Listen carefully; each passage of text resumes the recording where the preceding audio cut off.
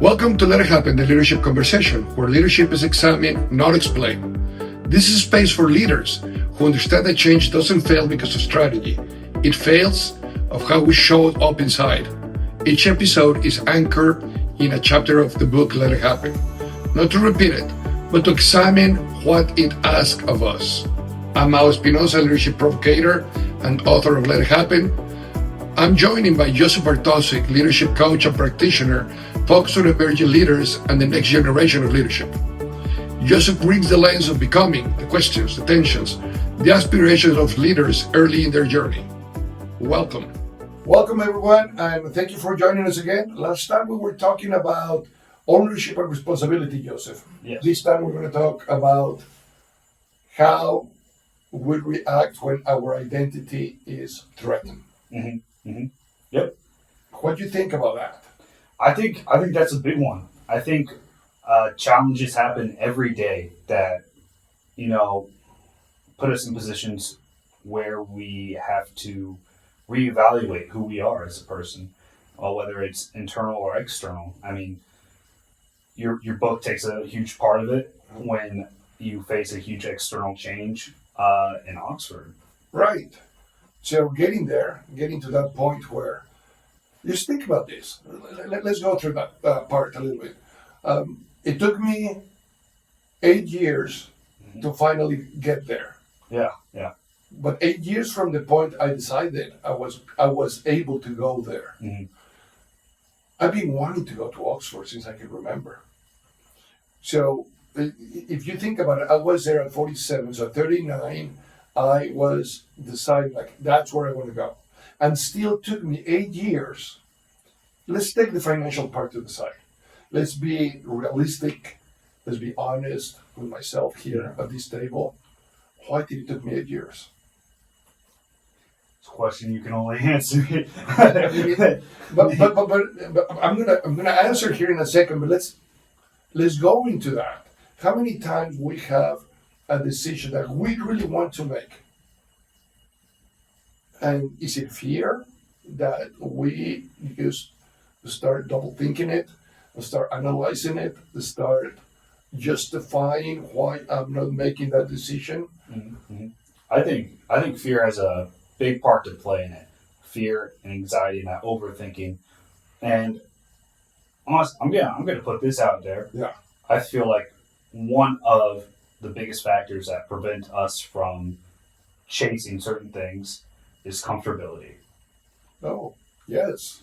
We get too comfortable in where we are or what we're currently doing, and we let our thoughts of wanting to do something be enough. And we become stagnant and comfortable in our positions, and what we wanted only stays as a dream.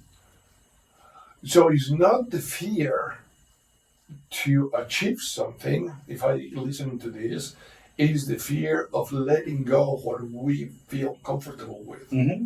Yeah. I mean, think about it. Would you really, if you really wanted to go hiking, hiking sounds fun. Yes. Hiking's so fun. I mean, you see so many beautiful things. You're out in nature, but you got to leave the bed. You have to get off the couch. Very comfortable things. You got to get out of the house, which is air conditioned. You have to go get nice shoes, and then you have to go walk on rocks, trails, deal with bugs, the humidity. You have to deal with all this uncomfortable things. And so when you just start thinking about, it's too hot today. There's going to be so many bugs out. There's rocks. My feet are going to hurt. My legs are going to be sore. You're overthinking it. It's getting to you. And the comfortable house where, you can control the temperature, where you can sit on the couch and you won't be sore, that starts to become more appealing. Yeah. The more you think about it, the more you're like, it was a nice thought. And then that's all it is.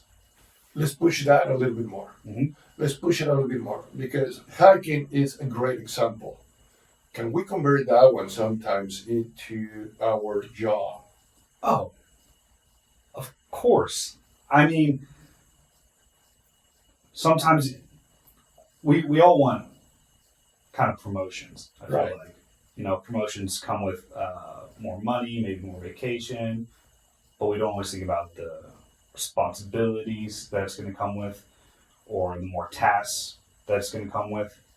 And so when say you were up for a promotion, at face value, you're going to be really excited. But if you let something like fear or overthinking or anxiety start to get the better of you, when you start thinking, oh, I'm going to be in charge of all these people, they are now my responsibility. When I used to only have to worry about myself, now I have to worry about 5, 10, 15 others, and that's on me, starts to become too much. And sometimes, not always, but sometimes we're like, I prefer just to be responsible for myself. I'm going to stay in my comfortable spot. I'm not gonna try for anything more than that. Yeah. And then we're hindering ourselves from being able to achieve. It's very interesting because that you just brought identity into the whole conversation here, right? You just talk about these who I am right now in this comfort zone. That's who I am. That's who I really like to be. Mm-hmm. So a lot of times we have these ideas, right? The promotion. When I went to Oxford and trying to get my master's, it was more than just learning. It was about getting the knowledge that I wanted to be in the next phase of my life, right? So I was about to turn into my 50s. I'm like, okay, I have experienced all this before. I think I need to bring something new. And with that, I understood what I wanted. And there was those challenges that you just put in front, that your reality of your comfort is going to change. You don't know what's going to happen here. There's the uncertain, there's the fear. And then there's something that you and I were talking earlier today is, am I confident or am I self-doubting? Yeah. Am I anxious or I really want to push through to be this anxiety about the threshold I need to cross? Yeah. Right? And it's a very interesting situation. You and I have lived this in some of the retreats that we have done together, where people come, and it's clear when they're pushing these. Probably it's not pushing; it's more like walking over that threshold of the self-doubt. Yeah. You really explained that a little while ago nicely. I want to talk about that one a little bit. Okay. Right? Because we talk about, first they talk about, and you told me, so I don't agree. I think there's self-doubt, and then there's... It was, I don't think self-doubt inhibits confidence. Right, exactly. I feel like they can be very separate, and while they can interact, I feel like they are separate, because you can experience self-doubt or anxiety in many different points in your life or many different situations. A lot of the time when I was swimming competitively, I'd get up on the block and I'd get ready to start my race, and I'd be like, I'm not feeling it. I'm a little sore. I'm hungry. Maybe I'm just tired or whatever, and I'm starting to doubt my abilities to be able to swim fast or win a race or anything. And reasonable thoughts to be having. I feel like I don't think it's bad to have some doubts, because it forces you to reflect, for one, of, well, I could have controlled my sleep a little bit better. I could have stretched or done whatever. But when it comes time for it, despite whatever self-doubts I'm having, it just comes down to having to do it. I still have to race. I still have to do what I'm going to do. And that's when I have to have faith and trust and have confidence in, the practices or training. I've done this 100 times before. I've done this in practice. I've done other races. I just have to trust and be confident that, this isn't any different. Despite whatever self-doubts I'm having, I can do this. And then I just go out and got to give it hell. I'm going to tell you something. I have trained, this. I have trained probably over 10,000 salespeople around the world through career. And there's one thing that is consistent all the time. Or one thing that is consistent in among all the successful salespeople that I have trained. they believe the journey. They understand. They get anxious. They're going to do the first big sale. Let's say that they used to sell an item. And let's just put a price to make the example, right? The item they were selling is an item of $10,000.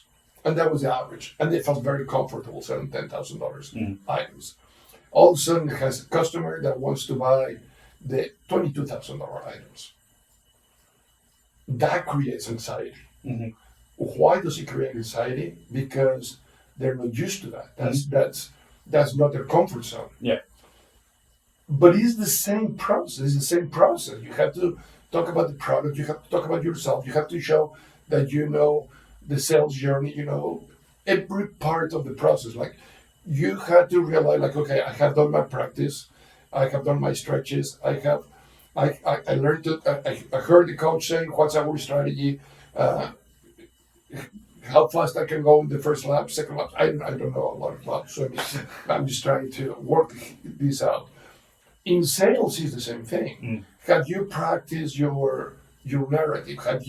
Do you know the steps that you need to follow? And when that happens, when the salesperson understands that it's okay to have this anxiety, it's okay to self-doubt, but it's more important to remember, and that's why one of the biggest phrases of Lion King, remember who you are, right? Yeah.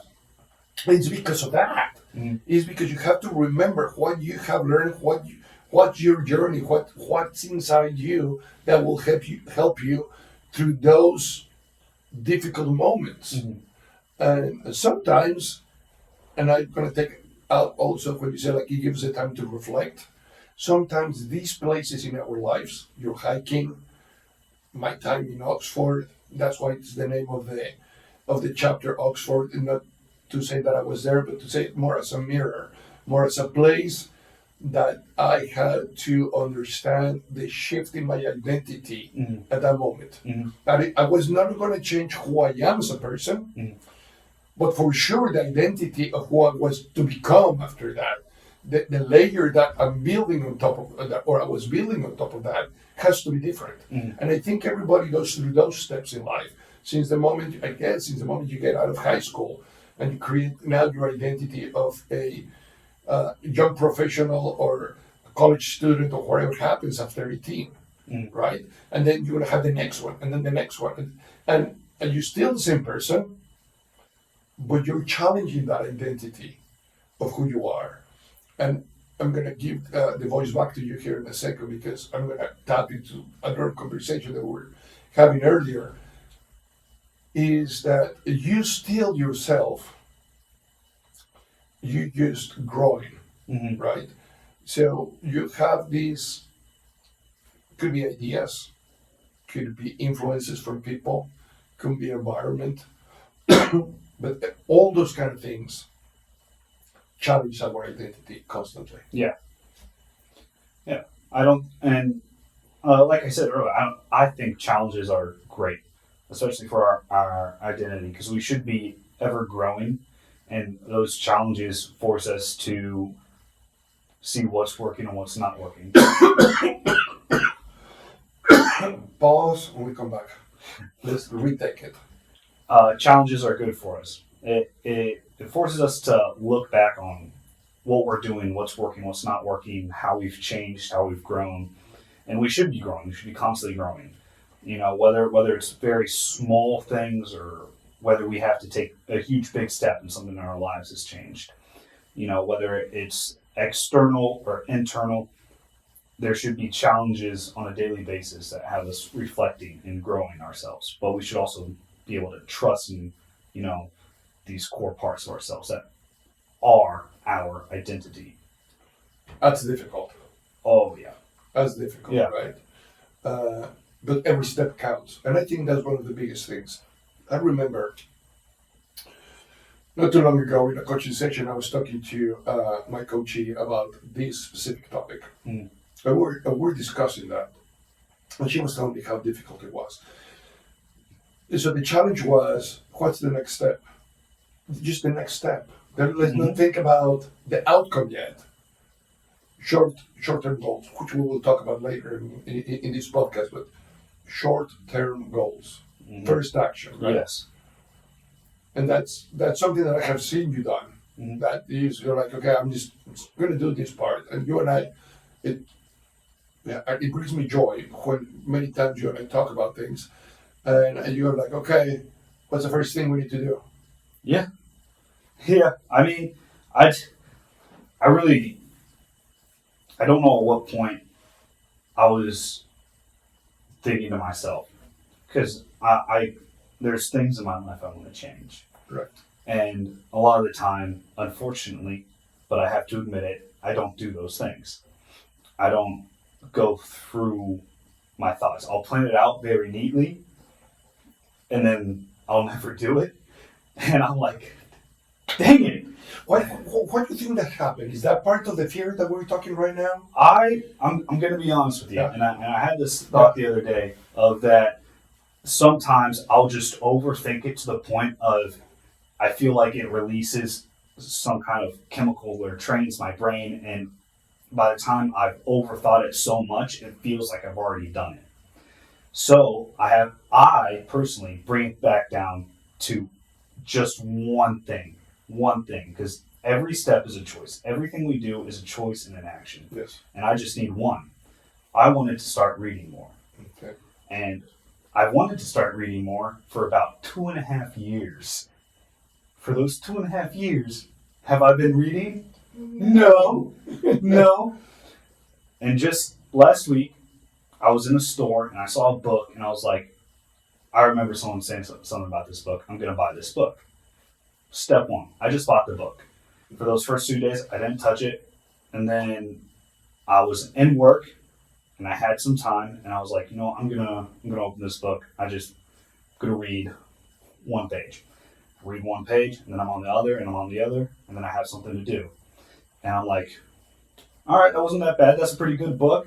And I just kept on reading it. And then the next day I was reading it, and the next, and the next, and the next. And every time I caught myself slacking off or looking at my phone, I was like, put down the phone, read at least one page of this book, and then if I still want to look at my phone, I can look at it. And though it's not been long, I've now read every day for the past week, and I'm like, this is more than I've read in a very long time. Right. And it's a start. It's a start. And I don't count. I'm just like, it's in the moment. And I'm like, I just gotta open the book. That's one. Look at the page. Start reading. But that's very important to process. Nothing ever is achieved until you start. Mm-hmm. And I like car races. Yeah. Formula One races. I'm ready for the season to start. I really like it, and I do this analogy all the time. What is more important for a car to win the race? To understand where the goal is, the finish line, or to make sure you get to the start line? Mm. Yep.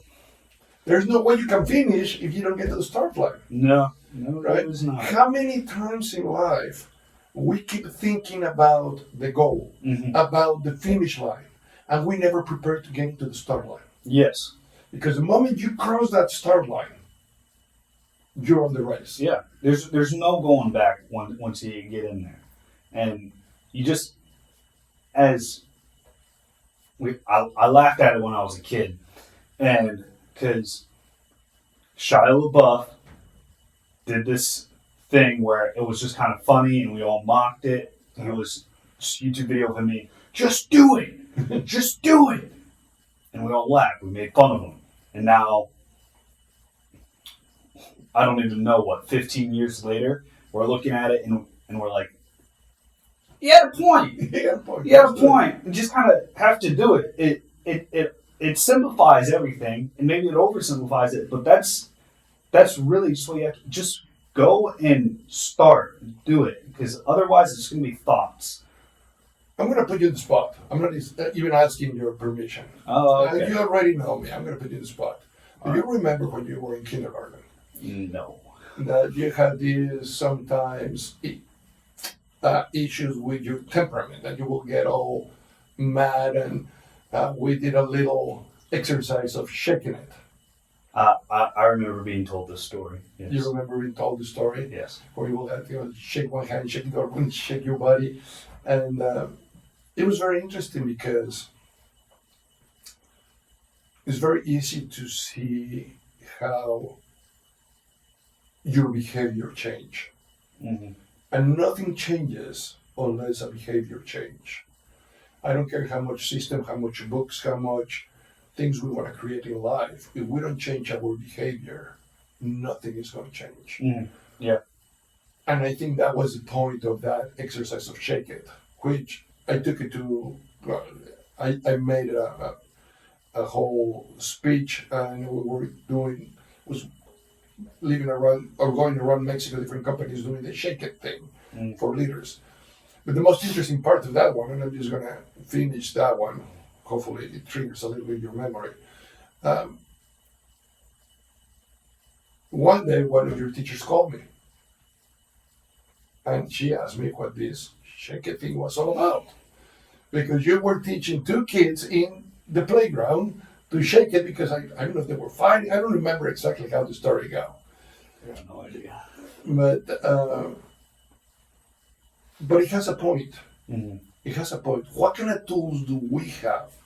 Going back to identity, as leaders, we need to understand our identity. Mm-hmm. When threats, when threat challenge us, Mhm. challenge our organization, challenge our life, challenge our relationship, we as leaders have the biggest threat. And I think the biggest threat is internal. How do we let that change or that threat affect us in the midst of the change, in the midst of the challenge? Mm-hmm. People are going to turn around and look at us. Whether it is at home, whether it's at work, or whether it is me by myself. At what point do I really sit down and go through this understanding of my identity? Mm-hmm. Uh, it's hard when those threats come to face us because it puts us in a position of defense. Mm. You know, when fear comes at you, when anxiety comes at you, there's it really triggers a flight or flight response. You know, stay and face it, or run away and don't even look at it, pay no mind. And the problem is, if you run away, it's going to catch up to you, Mm-hmm. and if you try to fight it, well, it's going to knock you down. Right. There's really only kind of accepting it, you know. When you're scared or fearful or anxious, feel it. Feel it. It's important. You're feeling it for a reason, Right. so let yourself feel it. Accept that that's what you're feeling. Acknowledge it, and you have to start realizing what you have to do from that point on. You don't have to find meaning or understand it. Feel it, and then you have to settle yourself, because you aren't going to be able to find meaning or understand if you're in this heightened state of fear and anxiety. All right, that leads to panic attacks. That leads to it's just going to enhance what you're feeling. Because you're going in a circle right there, right? Mm-hmm. So I'm in fear. I'm acknowledging that situations are different, but I'm double thinking. So I come back into anxiety, and I still going back to fear, and then back down, and that's what you're saying. That's a very bad circle to get into. Yeah. You really have to. Yeah, as bad as it sounds, because I've been in positions where it's like we need to calm down, and you can't say we need to calm down because then they're like, calm, I am calm. I was like, sorry. But when things settle after you realize, okay, I'm scared. I don't need to understand why. I just need to feel it, and I need to either do an action or something or go somewhere that's gonna calm me down. And with the shaking, it's you see something happen and you see the emotions are getting heightened, and it's like I need to this needs to de-escalate. Exactly. And that kind of motion, it's such a silly and stupid thing, but it releases that kind of pent up energy. Because when you're angry, you're like, Yeah. and you're tense. And when you're scared, you get tense again. And so that shaking not only releases the emotion in your body, but it gives your brain a minute to kind of relax. And then you can go into it logically and rationally and try to figure out and pick out what's actually happening.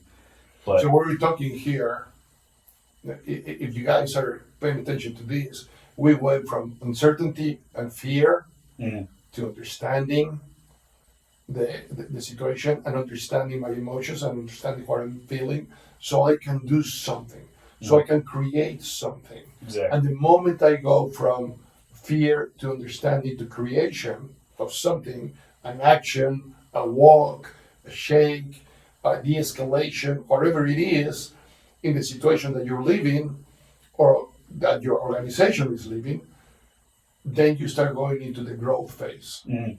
It's kind of how do I get out of this? The first one that you described, from fear to uncertainty, back to fear. That's what we don't want. We want to create something. Mhm. Whether it's the shake it, whether it's the let's go for a walk, whether it's like let's. I have Fausto, our IT guy, where I have told him like, okay, whatever you have, throw it in the trash and let's start from zero. Let's start from zero. And the idea of starting from zero, we never start from zero. No. We never start. We already created some knowledge. Mhm. So, but sometimes we are trying to fix something that is unfixable. Whether it is something as simple as a strategy in a company, whether it's something as complex as a personal relationship. Both of them go through the same stages, right? So it's nice, I think, as a tool for us to understand that from this uncertainty and fear, if you're a person that is in that stage right now, just allow it to know that it's okay. Mhm. Mhm. That the fear, the anxiety, the uncertainty that you're living, it's fine. Mhm. Okay.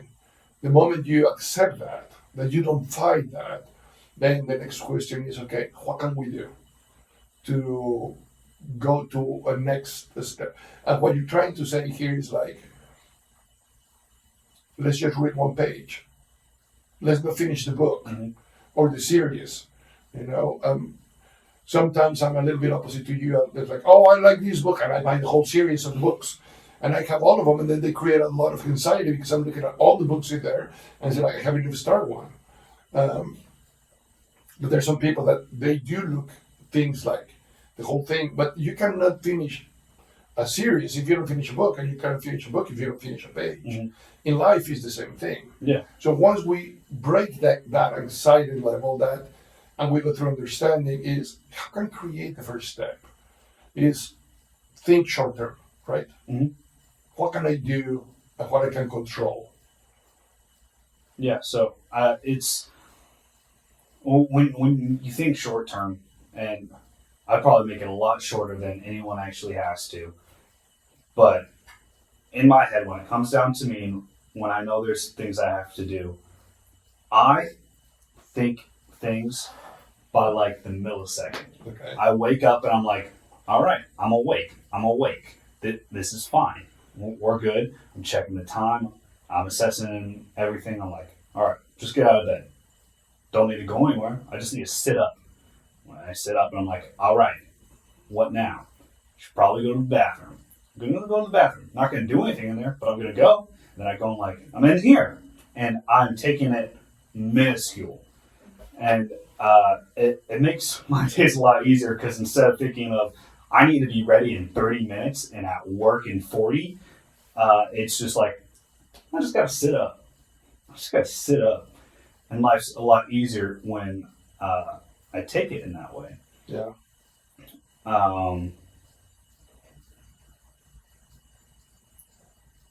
First steps are probably the most difficult to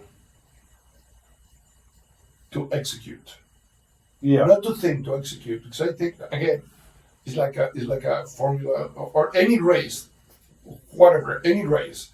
The moment you get to the start line and you move forward, you cross the start line, there's an energy behind automatically. You know, you get up to bed, you sit down in bed. There's already an energy that makes you think or want to do the next step. And you might have to think a little bit more than normal, maybe not, but the energy is being created and the energy is being pushing. And then some of those become habits. Some of them are habits that they have the foundation on the process, on the thoughts, on the like for you it can be like, okay, honestly, my habit is to wake up, look at the clock, and tell myself that I need to sit up. That's a habit that you know is powerful because it's going to help you move through your day. And that's what we're talking about, the creation. Everybody has to create their own actions that work with them in whatever stage they are in life, whatever they want to create in life. Growth, it just happens when we understand that every step that we're creating, it's helping us to move forward. Yes. Yes. Very good. Anything else you want to say about this chapter?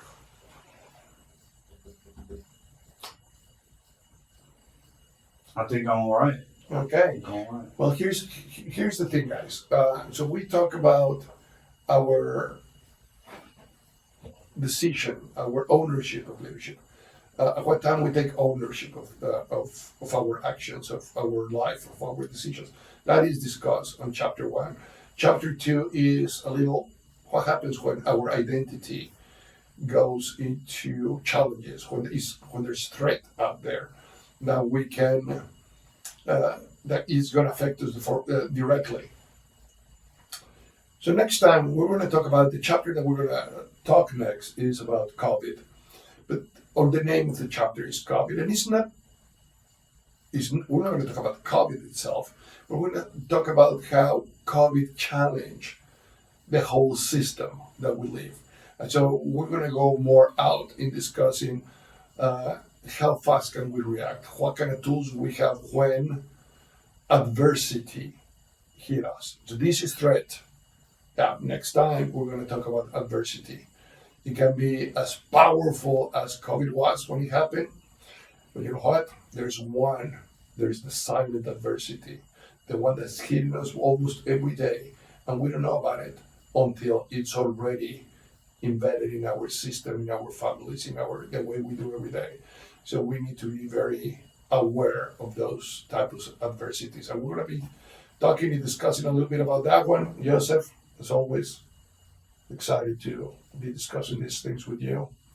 Always. And if you ever want to know a little bit more and experience some of our retreats, some of them are assisted with horses, some of them are not, give us a call, send us a message. If you want us to come speak with you, whether it's at your organization or you want to have a one-on-one meeting with each one of us, don't doubt in contacting us. Thank you, and have a great week, day, month, whatever is in front of you.